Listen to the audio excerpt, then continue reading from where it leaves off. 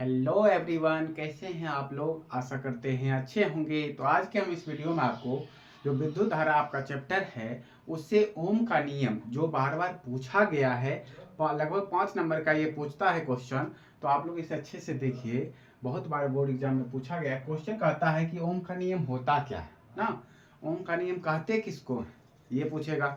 तो क्या बताना है कि सन 1826 ईस्वी में जर्मन के वैज्ञानिक यानी कि जर्मनी का जो एक वैज्ञानिक था, डॉक्टर जॉर्ज साइमन ओम, यानी कि जॉर्ज साइमन ओम कौन था, वैज्ञानिक था। उसी के नाम पर पड़ा ओम का नियम, उसी के नाम पर क्या पड़ा, ओम का नियम। तो क्या लिखना है कि सन 1826 ईस्वी में जर्मन के वैज्ञानिक डॉक्टर जॉर्ज साइमन ओम ने विद्युत धारा एवं विभवांतर, तो विद्युत धारा को आई से सूचित करते हैं और जो विभवांतर है उसको भी से सूचित किया जाता है। तो विद्युत धारा और विभवांतर से संबंधित एक नियम दिया जिसे बोलते हैं ओम का नियम।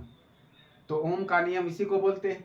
फिर आते हैं इस नियम के अनुसार कि यदि किसी चालक की जो भौतिक अवस्था, यानी कि भौतिक अवस्था उसका लंबाई, ताप, दाब, ये सब अपरिवर्तित रहे यानी कि नहीं बदले, ठीक, तो उसके सिरों के बीच का जो विभवांतर होता है उसमें जो बहने वाली धारा होती है वो क्या होता है, अनुक्रमानुपाती होता है, समानुपाती होता है। अनुक्रमानुपाती बोलिए या समानुपाती बोलिए।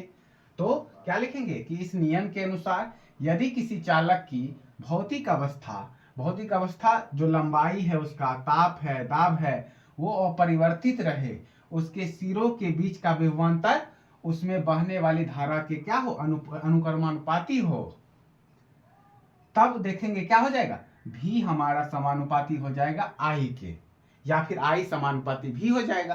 तो भी समानुपाती आई यानी कि भी बराबर आई आर, ये होता है ओम का नियम, भी बराबर आई आर। जहां पर ये आर जो आया है ना, आर क्या है, आर एक कॉन्सोनेंट है यानी नियतांक है। आर एक नियतांक है जिसे चालक का विद्युत प्रतिरोध कहते हैं। आर को क्या बोलते हैं, चालक का विद्युत प्रतिरोध। यहां से ऑब्जेक्टिव क्वेश्चन भी पूछता है कि ओम के नियम में किसका मान नियतांक होता है, तो आर का। किसका, आर का।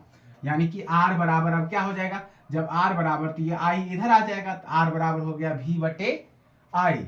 अब विद्युत प्रतिरोध आर का मान चालक के आकार, पदार्थ के ताप पर निर्भर करता है, उसके आकार और पदार्थ के ताप पर निर्भर करता है। और लास्ट में क्या लिखना है कि विद्युत प्रतिरोध का जो मात्रक होता है वो होता है ओम। क्या होता है, ओम होता है। तो आप इसे समझ गए होंगे। तो अगर वीडियो अच्छा लगा हो तो लाइक करें, चैनल को सब्सक्राइब करें। धन्यवाद।